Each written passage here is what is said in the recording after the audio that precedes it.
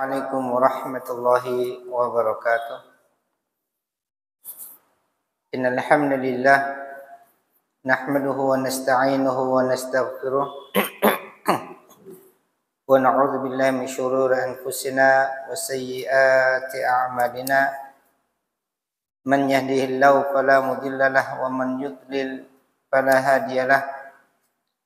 Wa asyhadu an la ilaha illallah wahdahu la syarika lah. Wa asyhadu anna Muhammadan abduhu wa rasuluh. Ya ayyuhalladzina amanu taqullaha haqqa tuqatih wa la tamutunna illa wa antum muslimin. Ya ayyuhalladzina amanu taqullaha haqqa tuqatih wa la tamutunna illa wa antum muslimun. Ya ayyuhan nasu taqu rabbakumul ladzi khalaqakum min nafsin wahidah wa khalaqa minha zawjaha wa basa minhuma rijalan katsiran wa nisaa'a. Wattaqullaha alladzi tasaaluna bihi wal arham innallaha kana 'alaikum raqiba. Ya ayyuhalladzina amanu taqullaha wa qulu qawlan sadida yuslih lakum a'malakum wa yaghfir lakum dhunubakum wa man yuti'illah wa rasulahu faqad faza fawzan 'azima. Amma ba'd, fa inna ahsanal kalami kalamullah wa khairal huda huda nabiyyina Muhammadin sallallahu alaihi wasallam. Wa syarrul umuri muhdatsatuha wa kullu muhdatsatin bid'ah wa kullu bid'atin dhalalah wa kullu dhalalatin finnar. Ahibati fillah, a'azanallahu iyyakum. Alhamdulillah, pada malam hari ini kita kembali melanjutkan kajian kitab Lum'atul I'tiqad Al-Hadi ila Sabilir Rasyad lil Imam Wafaquddin Ibnu Qudamah Al-Maqdisi rahimahullah taala. Terakhir kita sampai pada poin yang ke-92, dan ini bagian akhir ya, bagian akhir dari kitab ini, karena di sini ada 95 poin ya.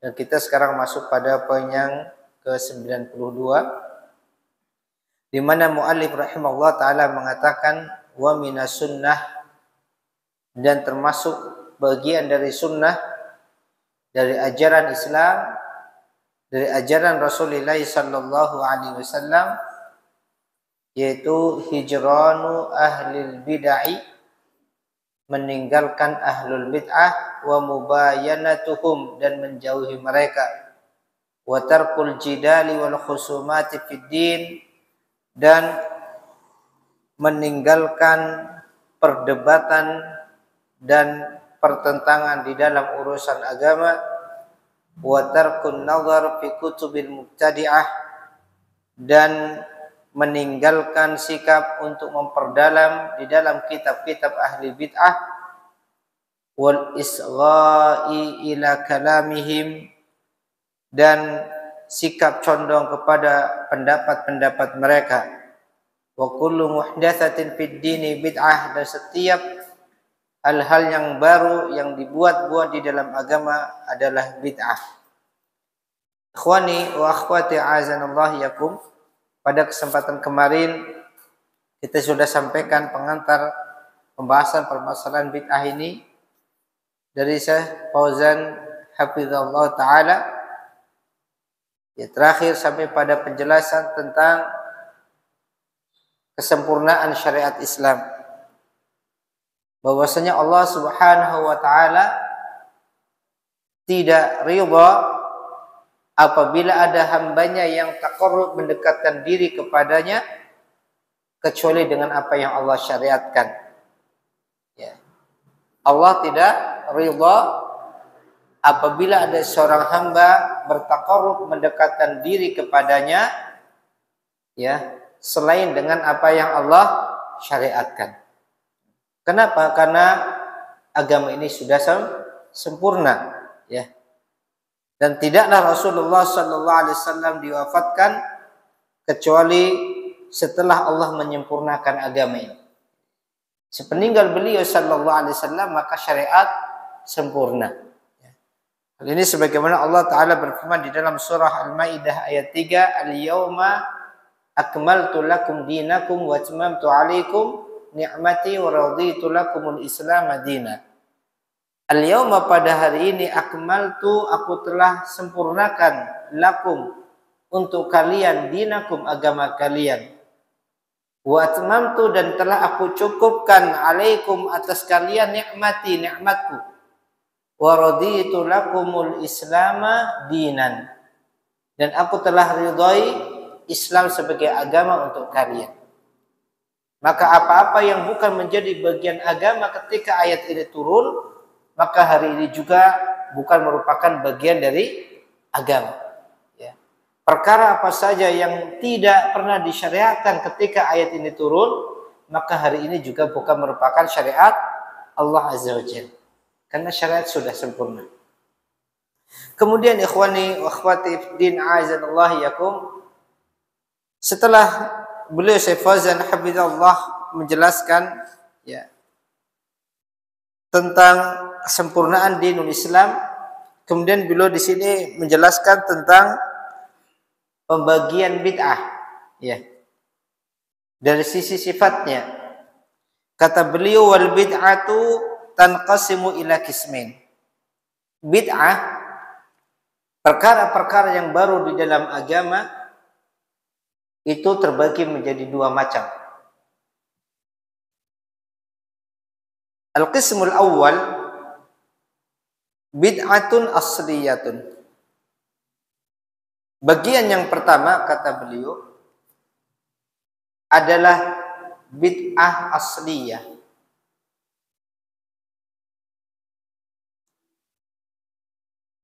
Ka'an yuhdatsa ibadatan ka'an yuhditsa ibadatan laisa laha aslun fid din. Ya.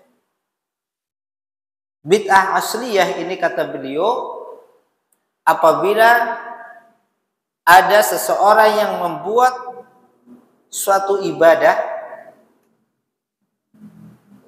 apabila ada seseorang membuat suatu ibadah laisa laha aslun fid din, yang tidak ada asal di dalam agama kita. Suatu bentuk ibadah yang tidak ada asalnya, pokoknya di dalam agama kita. Maka bid'ah yang seperti ini dinamakan bid'ah asliyah. Apa itu ibadah? Ya, banyak ulama mendefinisikan tentang makna ibadah. Ya. Yang jelas yang dimaksud di sini adalah kullu ma yataqarrabu bihi ilallah. Apa saja yang dimaksudkan untuk bertaqarrub kepada Allah Azza wa Jalla, untuk mendekatkan diri kepada Allah Azza wa Jalla. Makanya bid'ah itu dalam ranah ibadah, bukan dalam ranah yang lainnya. Ya. Maka segala sesuatu bentuk-bentuk usaha mendekatkan diri kepada Allah dan itu tidak ada asalnya, tidak ada pokoknya di dalam agama kita, ini dinamakan dengan bid'ah asliyah. Contohnya apa? Contohnya kata beliau di sini ka ihdatsi bid'atil ihtifal bil maulid. Seperti ya membuat ajaran al-ihtifal, peringatan kelahiran. Ini tidak pernah dikenal di dalam sejarah Islam. Atau yang kita kenal dengan bahasa kita apa? Apa? Ulang tahun. Ya, ulang tahun gak ada di dalam syariat Islam. Asal secara asal tidak dikenal di zaman Rasulullah SAW atau di zaman para sahabat. Gak ada dikenal istilah ulang tahun, ihtifal, memperingati al-maulid, hari kelahiran. Itu tidak ada.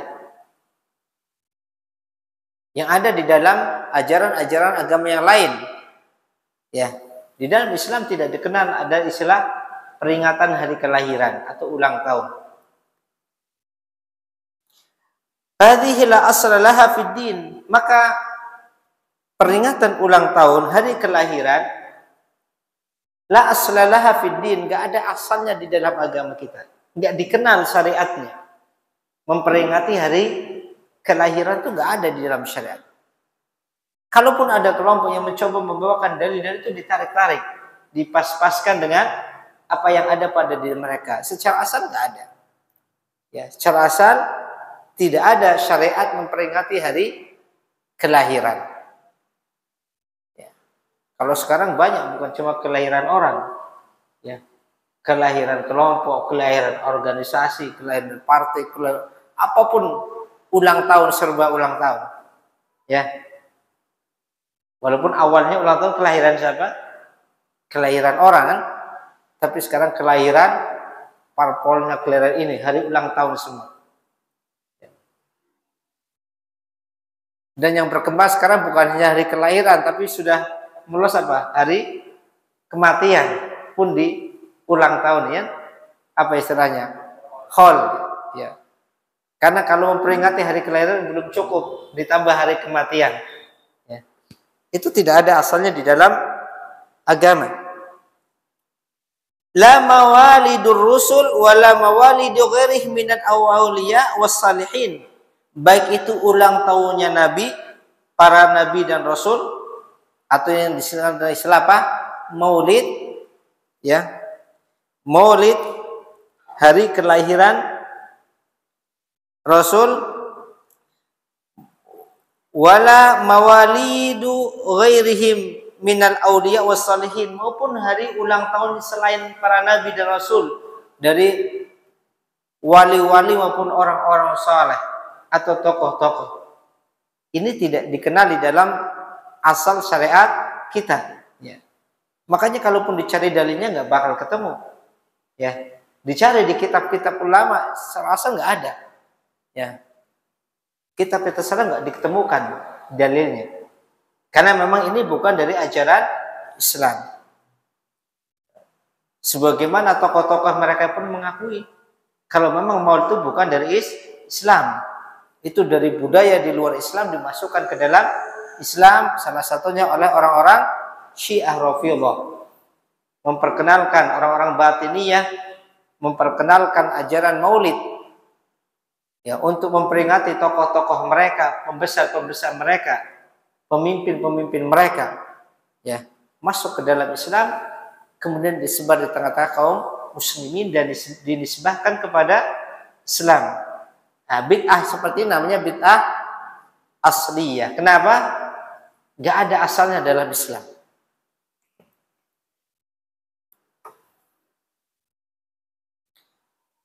Wa in hassanuha, meskipun mereka manusia banyak menganggap itu bagus. Wa raghibu fiha, dan bahkan mereka banyak memberikan anjuran-anjuran untuk mengadakannya. Wa asya'u bi annaha khair, bahkan mereka bukan hanya menganggap bagus, mereka mempropagandakan, menyiarkan itu suatu kebaikan, ya. Hiya bid'atun wa syarrun, maka hakikatnya bid'ah seperti ini adalah sebuah bid'ah yang buruk, yang jelek. Wa hiya syarrun wa in qalu innaha bid'ah hasanah, maka bid'ah ini adalah bid'ah yang buruk meskipun mereka mengatakan itu bid'ah hasanah, bid'ah yang baik. Lianna hadza musadimun liqaulir Rasul sallallahu alaihi wasallam. Karena pernyataan bahwasanya ini adalah bid'ah yang baik, ini berarti dia menentang ucapan Rasulullah sallallahu alaihi wasallam, di mana Nabi sallallahu alaihi wasallam mengatakan fa inna kulla muhdatsatin bid'ah wa kulla bid'atin dhalalah. Karena sesungguhnya, ya, kulla muhdatsatin bid'ah, setiap bid'ah, setiap muhdatsat, perkara-perkara baru di dalam agama ini adalah bid'ah. Wa kulla bid'atin dhalalah, dan setiap bid'ah adalah kesesatan. Jelas lafadznya, ya. Teksnya jelas. Nabi sallallahu alaihi wasallam mengatakan kulla muhdatsatin bid'ah. Semua perkara-perkara baru adalah bid'ah, dan setiap bid'ah adalah dhalalah, kesesatan. Maka bagaimana dikatakan hasanah? Ya. Fal bid'u kulluha dhalalah binassi haditsir Rasul sallallahu alaihi wasallam. Maka bid'ah, perkara-perkara baru di dalam agama, Ini semuanya batil, sesat. Ya. Berdasarkan ketetapan dari nas hadis Rasulullah sallallahu alaihi wasallam, "Alladzi yad'i anna hunaka bid'atun hasanatun mukadzibun lillahi wa lirasulih." Kata Syekh Fauzan, di antara bahayanya orang yang membuat bid'ah atau mempropagandakan bid'ah atau membela bid'ah, kata beliau, maka seseorang yang mengklaim bahwasanya ada bid'ah yang baik, maka sesungguhnya dia telah mendustakan Allah dan Rasulnya, menganggap Allah dan Rasulnya berdusta. Wal'iyadzubillah. Jadi seolah-olah dia menganggap Allah dan Rasulnya berdusta ketika Allah mengatakan apa? Al-yawma akmaltu lakum dinakum wa atmamtu alaikum ni'mati, dan seterusnya. Hari ini aku sempurnakan agama, aku sempurnakan agama kalian untuk kalian, dan aku cukupkan nikmatku atas kalian. Kemudian dia tambahkan, berarti menganggap Allah berdusta. Ada sesuatu yang perlu ditambahkan sehingga bukan sempurna. Atau dia mendustakan ucapan Rasulullah di mana Nabi mengatakan wa kullu muhdatsatin bid'ah wa kullu bid'atin dhalalah. Kemudian dia mengatakan ini bid'ah yang bukan dhalalah.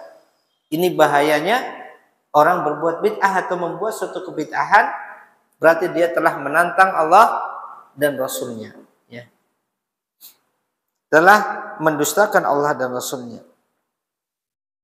Laisa fid dini bid'ah hasanah, tidak ada bid'ah hasanah dalam agama ini. Bal ad-dinu ma syara'ahu Allah syara'ahu Allah subhanahu wa ta'ala. Maka tidak ada sedikit pun bid'ah yang baik di dalam agama, karena agama adalah apa-apa yang Allah syariatkan. Berarti yang bukan disyariatkan Allah bukan agama. Apa-apa yang tidak disyariatkan bukan agama, karena agama itu terbatas pada ma syara'ahu Allah, apa yang Allah syariatkan. Amal bid'ah fa inna min ahwa'i syayatin. Adapun bid'ah, perkara-perkara yang menyelisih syariat di luar syariat Allah, ini adalah dari sumbernya dari hawa nafsu para syaitan. Fa idza fatahna al-majal, apabila kita buka peluang ini, peluang bagi seseorang untuk membuat ajaran-ajaran di dalam dinul Islam, taghayyara din bihadhihi tariqah, maka niscaya agama akan berubah dengan cara ini. Artinya kalau setiap orang, setiap kelompok, setiap guru, setiap mursyid, ya, setiap tokoh diperbolehkan membuat ajaran-ajaran baru, maka agama akan berubah. Hal ini sebagaimana banyak didapati pada kelompok-kelompok batil dari kalangan sufiyah dan semisalnya, di mana mereka sangat produktif di dalam membuat ajaran, membuat wirid dan seterusnya. Dia katakan ini wirid dapat dari gurunya, guru dapat wangsit dan seterusnya. Padahal itu bohong, dajjal, kadzdzab, pendusta. Ya. Dan kebanyakan di antara mereka tidak takut kepada Allah ketika berdusta. Padahal mereka orang-orang yang berdusta. Ya. Tidak ada sedikit pun hujah di sisi mereka, dan mereka nanti akan bertanggung jawab dengan setiap orang yang mereka sesatkan. Ya. Para pendusta ini.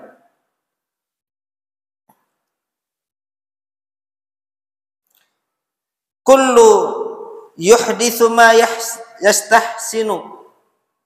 Kalau kita buka kesempatan bolehnya membuat ajaran baru di dalam agama, maka setiap kelompok, setiap orang pasti akan, ya, membuat perkara-perkara yang menurut mereka baik, menurut akal mereka, menurut cara berpikir mereka ini baik, ya.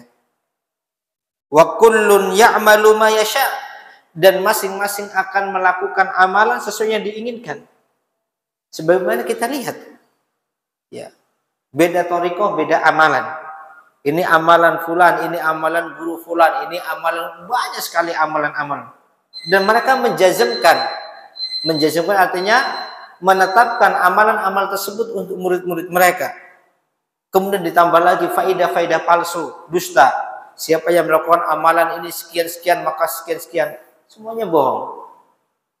Kalau ditanya dari mana sumbernya, guru kami bermimpi, guru kami dapat ilham, dan seterusnya. Benar mereka dapat ilham. Tapi bukan dari Allah, dari syaitan. Syaitan yang membisikkan guru-guru mereka mengamalkan ajaran-ajaran tertentu. Ya.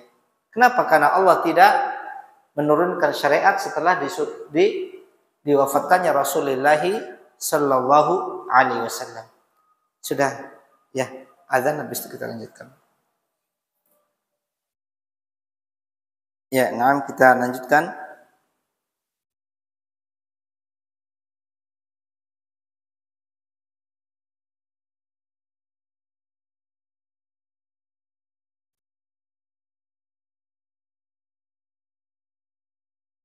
Kullun ya'malu ma yasha.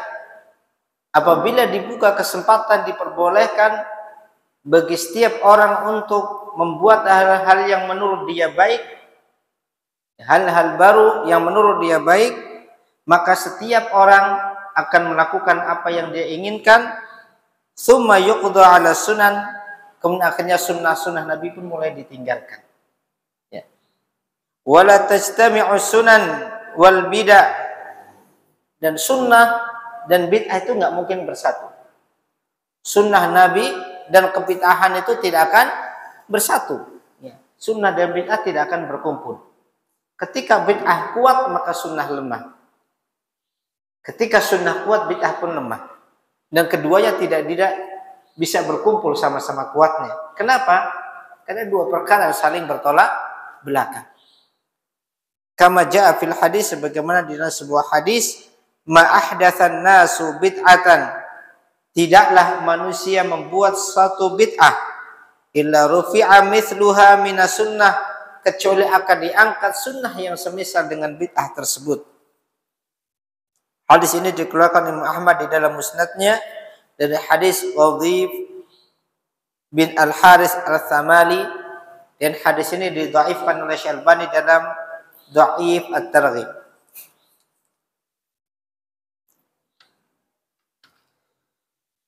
Fayatahawwalu dinu min sunanin ila bid'ain wa muhdatsat. Ya. Apabila dibuka pintu, ya, diperbolehkannya bagi seseorang untuk buat ajaran yang tidak ada dasar dalam agama dengan alasan ini baik dan seterusnya, maka agama akan berubah.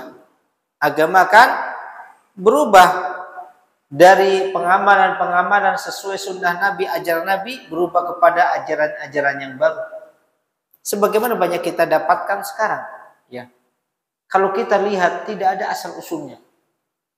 Penjagaan agama nggak ada. Ya. Adanya apa?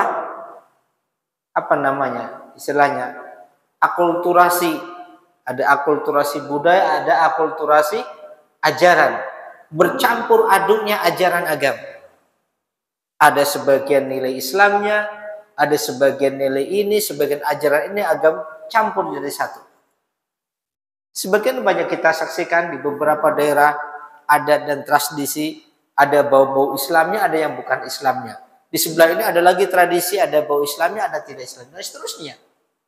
Masing-masing mengembangkan adat istiadat, ajaran-ajaran sendiri. Ritual-ritual sendiri, sehingga tidak akan lagi terlihat ajaran Islam yang murni sebagaimana dibawa oleh Rasulullah Sallallahu Alaihi Wasallam.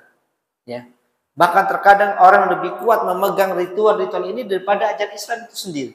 Ya, buktinya apa? Buktinya ketika acara-acara ritual seperti ini, masya Allah, yang sholat di barisnya belakangnya safnya banyak, ya, pengikutnya banyak, pasukannya ramai. Ya, safnya rapat, berdesak-desakan. Ya. Tapi giliran sholat Jumat ini sepi, nggak banyak. Ya, anehnya lagi ada sebagian di masyarakat kita, kalau urusan ritual itu semangat, tapi giliran sholat 5 waktu nggak sholat. Saya lihat sendiri ada seperti itu, aneh kadang. Ya, sholat 5 waktu dia nggak sholat, tapi kalau ritual dia semangat. Ya, kadang sholat memang masih sholat, tapi ke masjid masya Allah berat sekali, sehingga masjid musola sepi sekali. Giliran ada acara seperti itu ramai, kelihatan semua orang. Tapi giliran dipanggil sholat ke masjid, ke musola tidak dipanggil. Seruan Allah ditinggalkan, seruan syaitan mereka datangi, wal iyadzubillah. Ini bahaya kalau kebid'ahan dibuka lebar.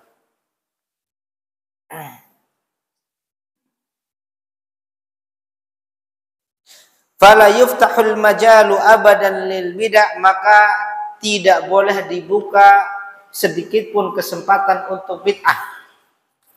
Wala yutasahal fiha abadan, boleh kita bermudah-mudah di dalam kebid'ahan.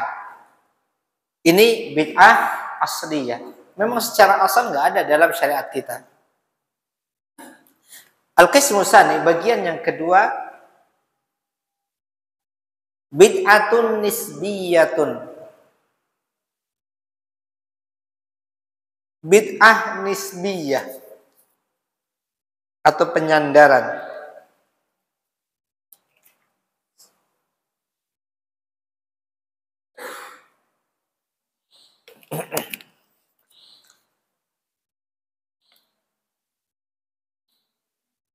Apa maksudnya bid'ah nisbiyah? Bid'ah nisbiyah, bid'ah itu adalah sesuatu yang baru, tetapi dia disandarkan, mendompleng kepada ajaran yang ada. Kayak benalu gitu ya. Dimana benalu kan nggak bisa hidup sendiri kecuali pada tumbuhan yang dia tumpangi. Bid'ah nisbiyah seperti ini.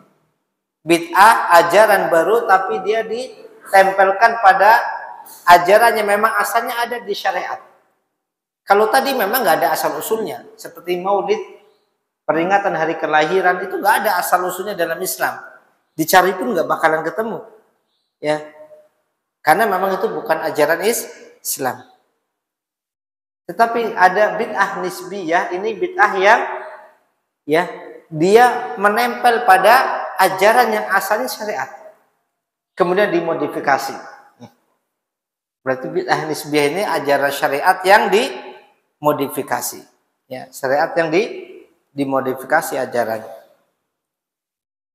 Bi anna asla syai'i masyru', asal dari perkara ini disyariatkan. Asalnya adalah perkara-perkara yang memang menjadi syariat Islam. Lakin yukhassas, akan tetapi perkara yang asalnya ini disyariatkan kemudian ditakhsis, dikhususkan. Ya. Yang syariat tidak mengkhususkannya, dia khususkan. Dikhususkan dengan apa? Bizaman, dengan waktu tertentu. Misalkan syariat menetapkan asyara'u, nggak ada keterusan waktu, kemudian dikhususkan waktu ini. Pengkhususan ini yang bid'ah. Kenapa? Karena tidak ada landasan dari syar'i ini. Ya, pengkhususan dari sisi waktu, au zaman, au makan, atau pengkhususan dari sisi tempatnya, tempat pelaksanaannya.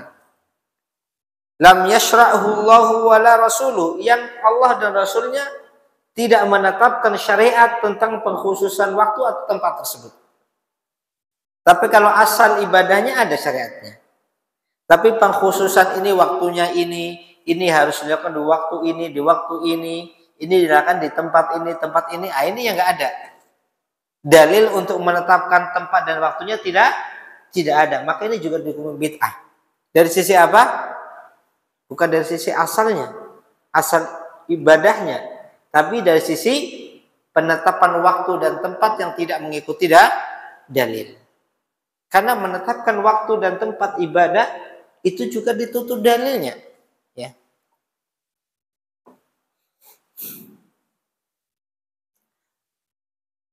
Masalan, contoh, siyamu ba'dil ayyamil khasah.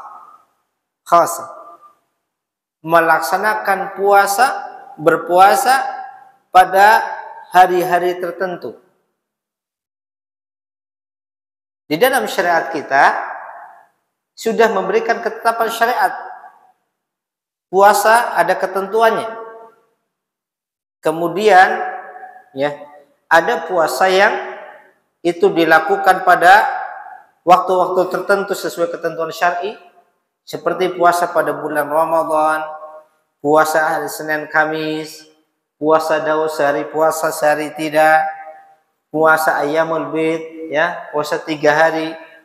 atau puasa secara mutlak. Apa secara mutlak? Secara umum, ya, yang tidak terikat dengan waktu. Boleh enggak? Boleh kalau puasa sunnah. Dan tidak perlu ada niat kalau puasa sunnah.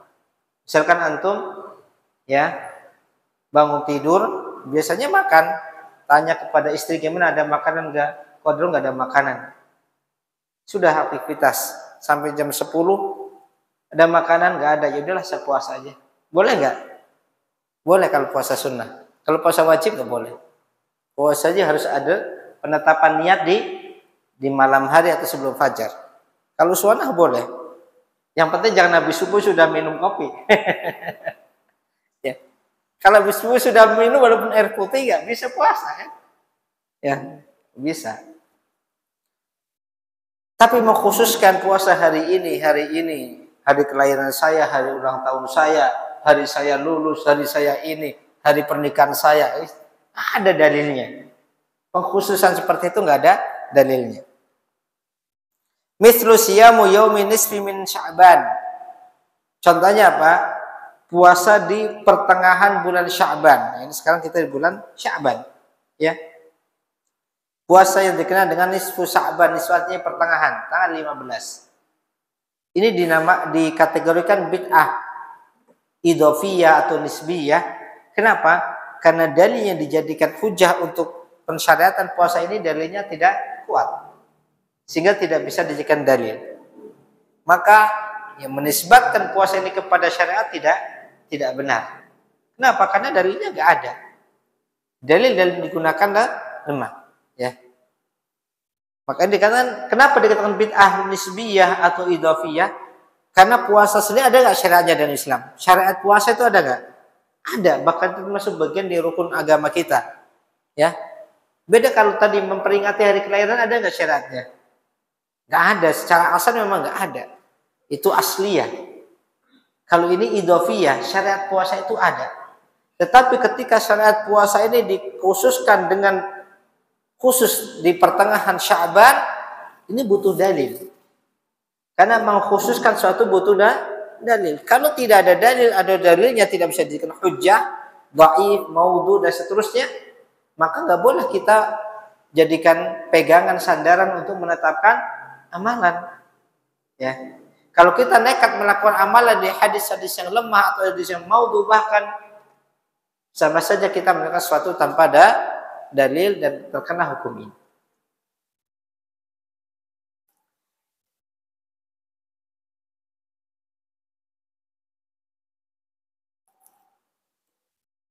Ausiyamu syahri Rajab, puasa pada bulan Rajab, takhsisu Rajab bisaum, mengkhususkan Rajab dengan puasa. Ausiyamu nisfin min Sya'ban bid'ah. Ya. Puasa pertengahan bulan Sya'ban ini termasuk bid'ah nisbiyah. Asyamu asluhu masyru'. Puasa ini asalnya ibadah yang disyariatkan. Lakin idhafatan takhsisil waqti biduni dalilin. Tetapi ada tambahan pengkhususan waktu-waktu tertentu tanpa adanya dalil. Dalil itu adanya ya nas hadis-hadis yang sahih atau paling tidak hasan yang menetapkan ibadah tersebut. Ya, kalau tidak ada dalil maka ini masuk ke dalam perkara bid'ah. Bi an tukhassisa waqtan li shaumi biduni dalil. Contohnya ketika kamu mengkhususkan waktu tertentu untuk ibadah tanpa dalil, au tukhassisa makanan lil ibadah biduni dalil, atau kamu mengkhususkan tempat tertentu untuk melakukan ibadah tanpa dalil, ya, hadhihi bid'ah fid dini ma anzalallahu bihi min sultan. Maka ini termasuk bid'ah yang tidak pernah Allah turunkan dalilnya, hujahnya. Allah tidak pernah turunkan hujah terkait amalan seperti ini. Antukhassisa makanan aw zamanan lil ibadati syar'iyyah hadza la asla lahu fid din. Pengkhususan ketika kamu mengkhususkan waktu-waktu tertentu atau tempat-tempat tertentu ya untuk melaksanakan ibadah-ibadah yang asalnya disyariatkan, maka ini adalah sesuatu yang tidak ada dasarnya. Wa huwa yakunu bid'ah idhofiyah, maka ini menjadi bid'ah idhofiyah atau nisbiyah. Bid'ah yang ditambahkan ke dalam syariat. Nempel dompleng kepada ajaran syariat, ajaran puasa. Ya. Li'annaka adhafta ila al-ibadatil masyru'ah syai'an min al-bid'ah. Kenapa dikatakan bid'ah idhofiyah?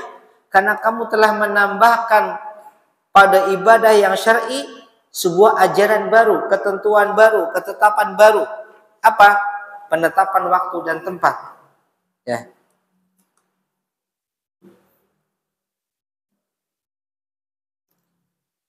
Wasawun kanat bid'ah asliyah atau kanat idhafiyah fa innaha mardudah ila sahibiha.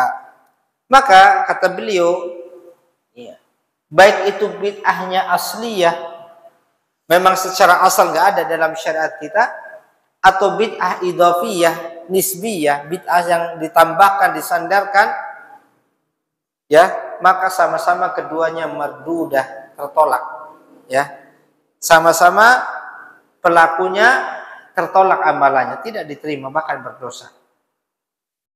Wa yajibu tahdhiru minha wa min ashabiha, maka wajib untuk memperingatkan manusia dari amalan-amalan seperti ini dan memperingatkan manusia agar menjauhi para pelakunya. Ja'a Abu Musa radhiyallahu anhu, kemudian beliau di sini disebutkan sebuah athar. Athar itu berarti kisah, ya, di kalangan sahabat yang semakin memperjelas kepada kita bagaimana manhaj para sahabat, bagaimana pemahaman para sahabat. Yang ini membedakan antara ahlu sunnah dan yang lainnya. Ya. Itu ketika diminta, ditarik untuk mengikuti pemahaman sahabat, mereka enggan. Kenapa? Karena kalau mereka mengikuti pemahaman sahabat, maka tampak nyata penyelisihan mereka kepada kitab dan sunnah. Ya. Kalau hanya mengatakan kami memegang Al-Quran, kami berpegang kepada sunnah Nabi, maka seseorang akan menafsirkan Quran dan sunnah dengan apa yang ada pada diri mereka.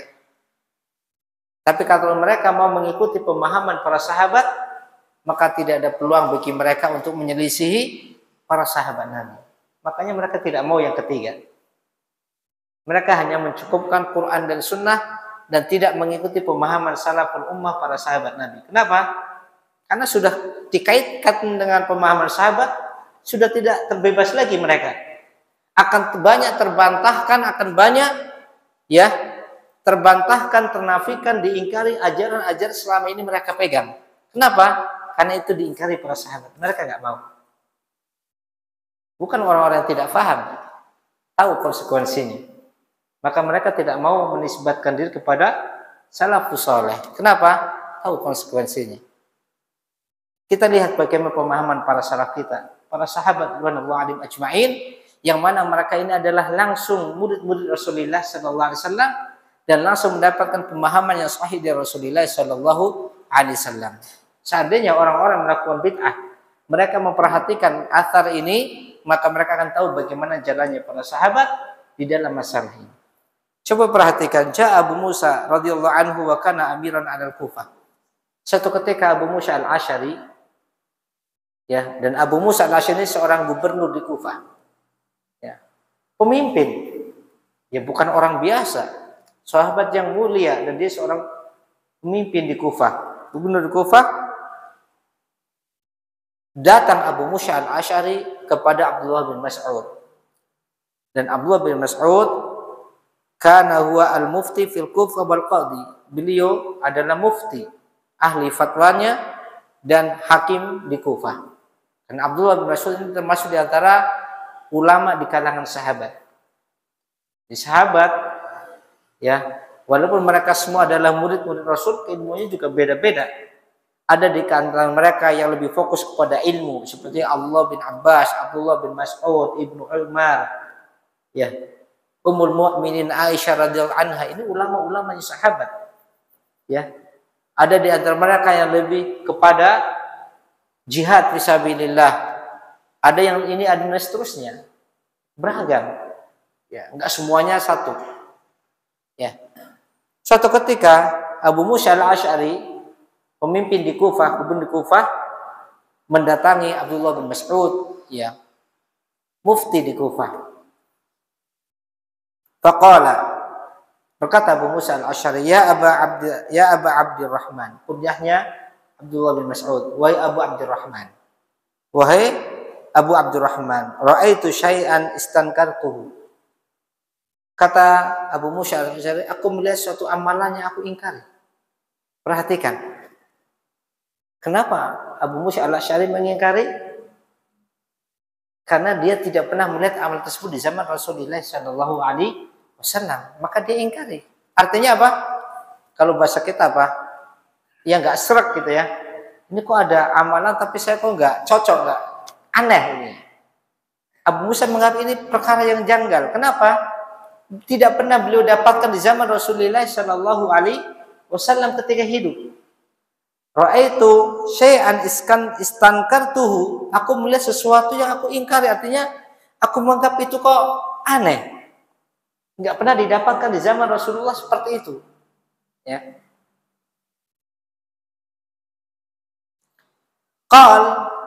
Maka Abdullah bin Mas'ud berkata kepada Abu Musa, ya, wa ma huwa, perkara apa itu yang kamu ingkari itu? Qala saufa tara. Abu Musa mengatakan nanti kamu juga akan lihat sendiri. Ya.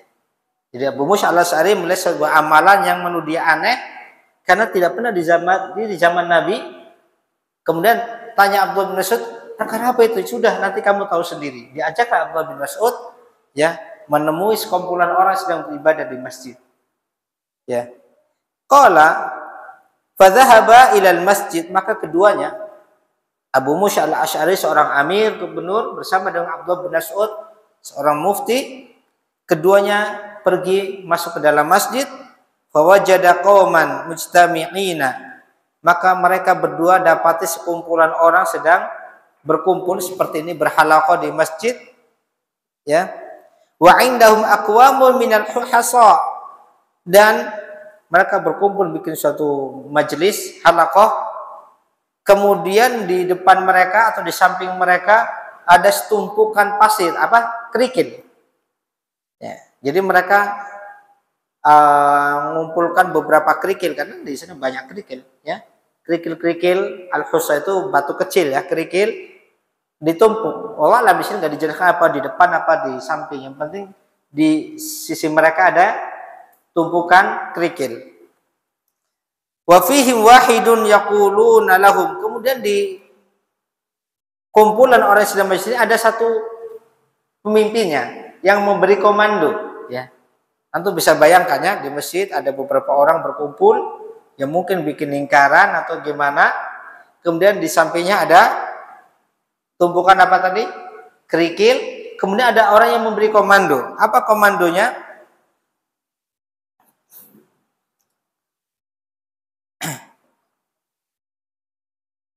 Yaqulu lahum, seorang pemimpin ini yang memimpin halaqah tadi mengatakan sabbihu kadza wa kadza wa ya'idduna minal hasa, bertasbihlah kalian sekian dan sekian, disebutkan, ya. Tapi di sini bilangannya enggak disebutkan di hadis. Yang jelas pemimpin tadi menyebutkan bertasbih sekian, ya. Mungkin kerikilnya sudah disiapkan, ya. Kerikil satu, subhanallah, subhanallah, gitu, ya. Ambil ini kerikil, mungkin Allah alam kaifiahnya seperti apa, nggak dijelaskan. Jelas dia bertasbih dengan bantuan kerikil tadi, subhanallah, subhanallah, subhanallah, gitu, ya. Kemudian hallilu kadza wa kadza, bertahlillah. Tahlil artinya membaca la ilaha illallah seperti ini, seperti ini. La ilaha illallah, la ilaha illallah. Nanti kalau udah habis nanti kan, ya, bantuannya untuk menghitung pakai kerikil.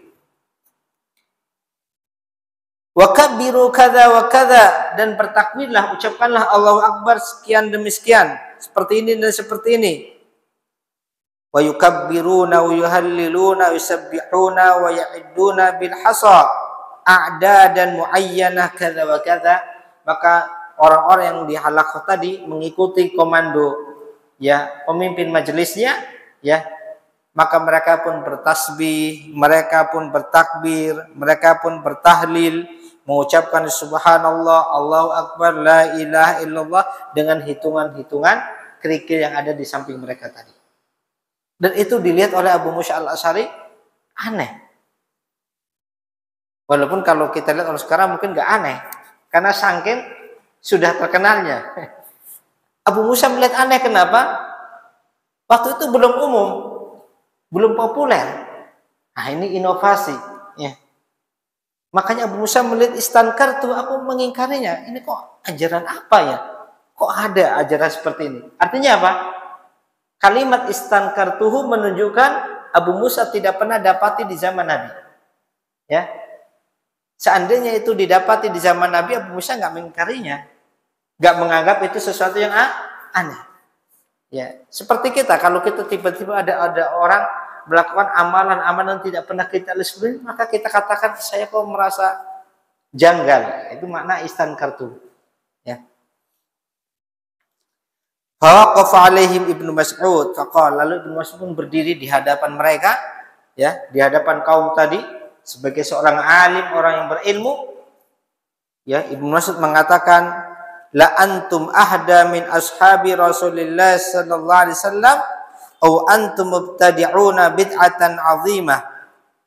Sungguh, apakah kalian ini lebih mendapat petunjuk, lebih lurus petunjuknya daripada para sahabat Nabi, atau kalian ini orang-orang membuat ajaran-ajaran baru yang besar, yang bahaya?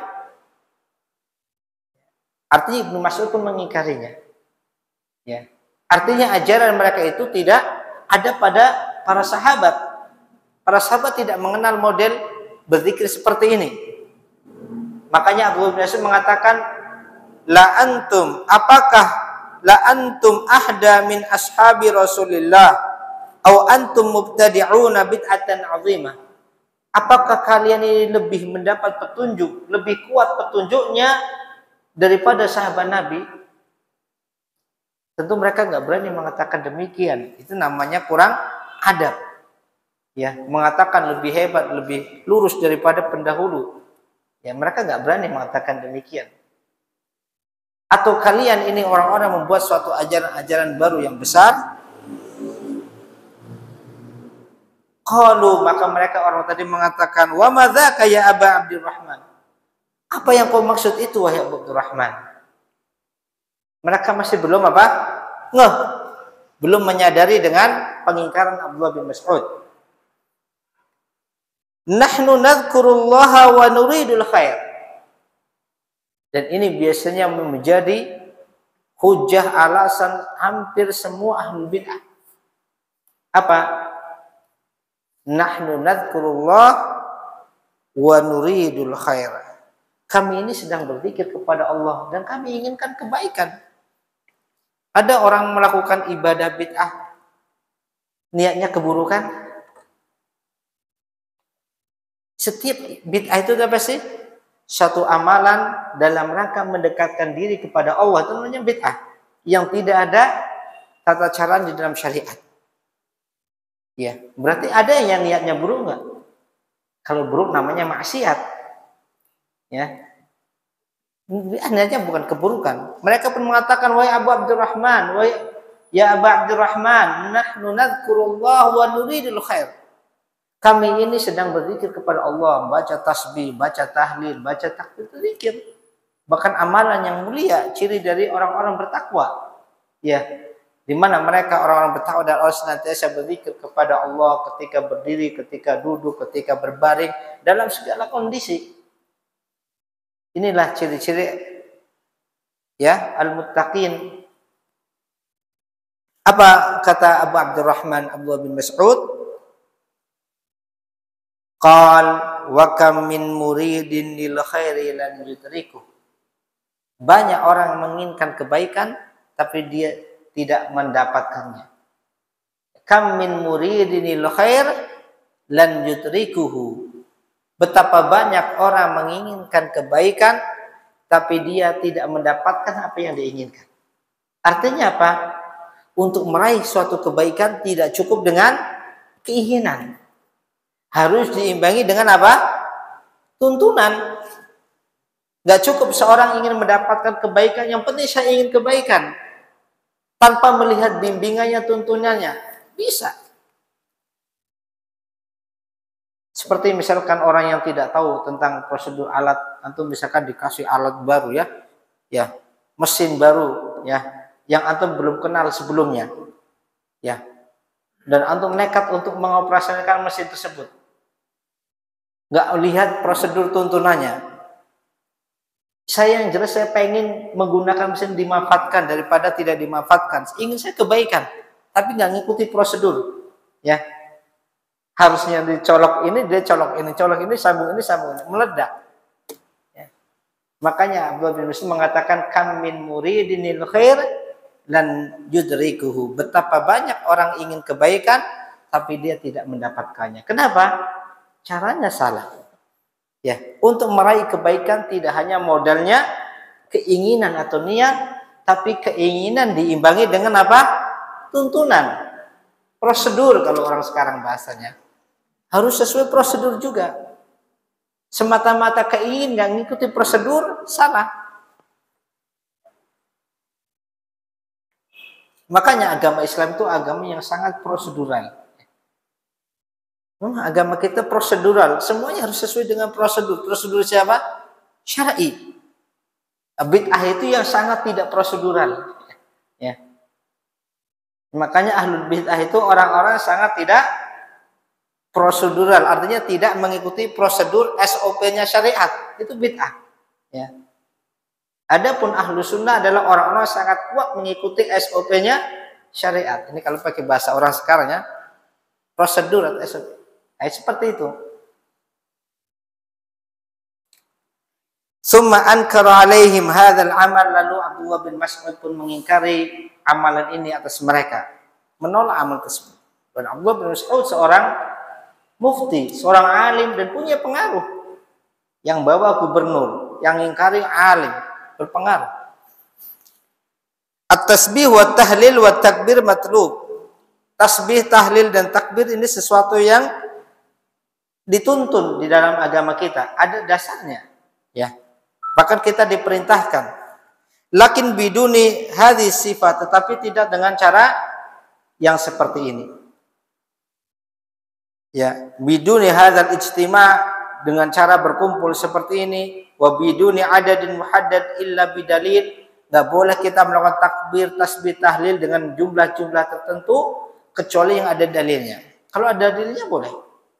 Seperti dalam zikir pagi, dibaca 100 kali, dibaca 10 kali, dibaca sekian kali, kalau ada dalilnya boleh. Atau zikir, tasbih, takbir, tahmid 33 kali setelah pas sholat, boleh kita tetapkan. Kenapa? Memang ada dalilnya, ya. Tetapi kalau kita menetapkan bilangan sekian nggak ada dalilnya, itu nggak boleh. At-tahlilat wa tasbihat wa takbirat la tuhaddad illa bidalil minar rasul. Bacaan-bacaan tahlil la ilaha illallah, bacaan-bacaan tasbih subhanallah, bacaan takbir Allahu akbar, ini tidak boleh ditetapkan bilangan-bilangan tertentu kecuali penetapannya dengan dalil. Fa'ankara alaihim radhiyallahu an hadhil sifah ma'annahum yadhkuruna Allah fil masjid. Maka perhatikan Abdullah bin Mas'ud, dan ini menunjukkan kefakihan beliau, alim seperti ini. Ya. Abdullah bin Mas'ud seorang alim, seorang yang berilmu, mengingkari perbuatan seperti ini. Padahal mereka adalah orang-orang sedang berzikir di masjid. Ya. Abu Musa al-Asy'ari mengingkarinya, ya, tapi tidak mampu menjelaskannya. Maka Abdullah bin Mas'ud ini ulama, dan demikianlah para ulama. Mereka tidak mudah terfitnah dengan amalan-amalan orang-orang jahil. Ya. Dengan ilmu mereka tahu mana yang hak dan mana yang batil. Maka Abdullah bin Mas'ud tidak ragu-ragu, tidak heran ini sesuatu yang batil. Mungkin kalau kita dari sisi mana batilnya? Kumpul di masjid. Ini tidak ghibah, ini tidak nyakitin orang, tidak zolimin orang, tidak ngomongin orang, nggak ngerumpi sana sini. Salahnya apa? Gitu kan? Banyak gak ada orang itu. Salahnya itu apa? Loh, orang zikir di masjid kalau malah dikomentari. Itu loh yang di pasar-pasar itu yang didakwahi. Ini orang sedang berzikir malah diceramain. Ya. Kadang gitu nggak komennya? Salahnya apa? Anda kalau ditanya gitu, salahnya apa jawabnya? Kalau ada orang Jogja itu gimana? Ini kan coba kalau kasus ini dibawa di zaman kita, ya, ada orang sedang berzikir dengan batu tadi, takbir sekian, tasbih sekian, tiba-tiba antum datang, antum kari nggak boleh, nggak boleh, nggak boleh, ini nggak boleh, bid'ah. Kemudian dia komentar, salahnya apa? Lu orang zikir di masjid, saya kan nggak ngomongin orang, nggak ngerasanin orang, nggak zalimin orang. Antum jawabnya apa? Antum jawabnya apa? Salahnya apa? Salahnya karena kamu menetapkan sesuatu yang tidak Allah tetapkan. Itu salahnya. Itu dosa besar. Kamu mengatakan harus baca sekian, harus baca sekian, itu dalilnya siapa? Kamu bukan pembawa syariat. Bukan Nabi, bukan Rasul. Dan Allah tidak ridho penetapan syariat kecuali syariat yang Allah tetapkan, ya, melalui Rasulnya. Setelah wafatnya Rasulullah nggak boleh ada yang berhak menetapkan syariat. Itu salahnya di situ. Ya. Jadi kalau ditanya salahnya apa? Salahnya menetapkan syariat yang tidak Allah tetapkan, dan ini termasuk dosa besar. Berarti sama saja memposisikan diri seperti Nabi atau seperti Allah Azza wa Jalla, penetap syariat. Nggak boleh. Karena syariat kita sudah tertutup untuk penambahan. Ini salahnya di situ. Ya. Jadi jangan bingung kalau ditanya salahnya apa. Banyak salahnya.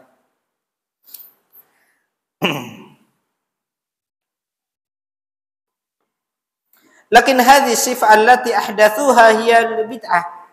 Tata cara yang mereka gunakan ketika berzikir di sini, ini yang tidak benar. Ini yang hal yang bid'ah, yang baru. Lam yunkir alaihim dzikra. Ibnu Mas'ud tidak mengingkari zikir yang mereka lakukan. Kenapa? Zikir itu sesuatu yang baik. Bahkan Allah perintahkan.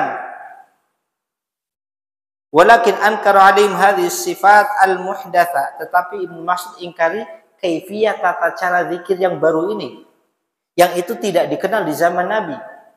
Sampai-sampai Abu Musa al-Asy'ari pun merasa heran. Artinya nggak pernah dikenal sebelumnya. Faghalladhu alaihim fi dzalik, maka Ibnu Mas'ud tetap menganggap mereka telah bersalah dalam hal tersebut. Dari sisi menetapkan sesuatu yang tidak pernah ditetapkan. Wa ankara alaihim wa farraqahum, Ibnu Mas'ud mengingkari dan menyelisih mereka. Qala rawi, maka perawi hadis ini yang meriwayatkan hadis ini mengatakan, faraitu haula, ya. Rawi hadis ini mengatakan, aku lihat. Berarti rawi hadis ini pun mengalami kejadiannya. Aku melihat orang-orang itu, orang-orang yang tadi diingkari sama Abdullah bin Mas'ud yang di Mesir tadi, au aktsara minhum, atau kebanyakan dari mereka, artinya dia agak ragu apakah semuanya atau sebagian besar, ya.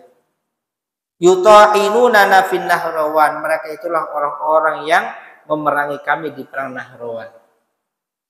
Ternyata mereka setelah itu mereka bergabung dengan orang-orang Khawarij memerangi kaum muslimin di perang Nahrawan. Perang Nahrawan ini perang antara siapa? Antara Ali bin Abi Thalib dengan orang-orang Khawarij. Kisahnya tahu teman, kisahnya tahu. Jadi awalnya ketika terjadi perang Siffin. Perang Siffin itu perang antara Muawiyah bin Abi Sufyan, gubernur mana? Irak, dengan Ali bin Abi Thalib yang waktu itu statusnya sebagai khalifah kaum muslimin.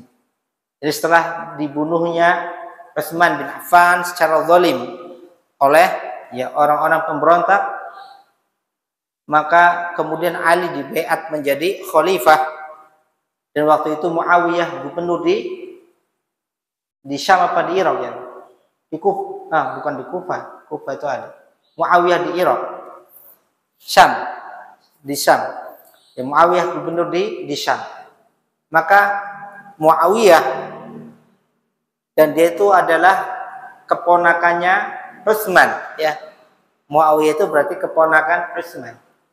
Muawiyah, ya, sebagai keponakan atau keluarga punya hak untuk menuntut darah pembunuh Utsman karena dia sebagai keluarganya, ya, warisnya. Ya, maka Muawiyah meminta kepada Ali bin Abi Thalib agar menangkap orang-orang yang membunuh Utsman yang mereka bergabung di barisan Ali. Bergabung di barisan Ali bin Abi Thalib. Muawiyah ketika ditanya apakah Anda berperang karena ingin menginginkan kekuasaan, tidak. Bahkan Muawiyah mengakui Ali lebih berhak dengan kekhilafahan karena lebih mulia dan utama. Paham Muawiyah? Tapi Muawiyah berperang karena ingin menuntut darah Utsman, khalifah yang terbunuh secara zalim. Tetapi Ali melihat, kata ulama, apabila ditegakkan kisos ketika itu, pembunuh Utsman diadili bahkan dikisos, maka akan terjadi pertumpahan darah. Kabilah-kabilah dari masing-masing pembunuh akan bikin kekacauan besar. Dan ini madharahnya lebih besar bagi kaum muslimin. Maka Ali tidak menerima tawaran Utsman. Muawiyah. Sampai akhirnya terjadi perang sifil. Perang antara kaum muslimin dan kaum muslimin. Dikisahkan bahwasanya dalam perang tersebut masing-masing bawa Quran. Masing-masing bawa Quran. Ini peperangan saudara kaum Islam, kaum muslimin. Ketika terjadi perdamaian, jadi masing-masing kubu saling berusaha untuk mengadakan perdamaian sampai akan terjadi titik bertemu dan terjadi perdamaian. Ada juru runding, Ali mengutus juru runding, Muawiyah mengutus juru runding sampai akhirnya terjadi perdamaian. Kalau bahasa kita genjatan senjata lah. Nah, ketika terjadi perdamaian genjatan senjata ini, orang-orang Khawarij yang ada di belakang Ali tidak terima. Tidak bisa. Hukum Allah harus ditegakkan, peperangan harus selesai. Mereka tidak terima dengan sikap Ali bin Abi Thalib yang berdamai dengan Muawiyah. Kemudian akhirnya orang-orang Khawarij yang di belakang Ali pun mereka menyingkirkan diri. Mereka meninggalkan Ali. Kemudian mereka mengintimidasi setiap kaum muslimin yang datang ke mereka, ditanya, bagaimana sikap kalian dengan perdamaian Ali dan Muawiyah? Kalau setuju dibunuh. Kalau setuju dibunuh. Kalau tidak aman. Sampai Ali dengar itu akhirnya Ali pun marah dan akhirnya diperangi oleh Ali bin Abi Thalib. Ali memerangi orang-orang Khawarij tadi di daerah namanya Nahrawan. Kata rawi hadis ini, orang-orang yang tadi berzikir itu adalah kebanyakan mereka yang ikut kelompok Khawarij yang memerangi Ali bin Abi Thalib, memerangi kaum muslimin di Nahrawan.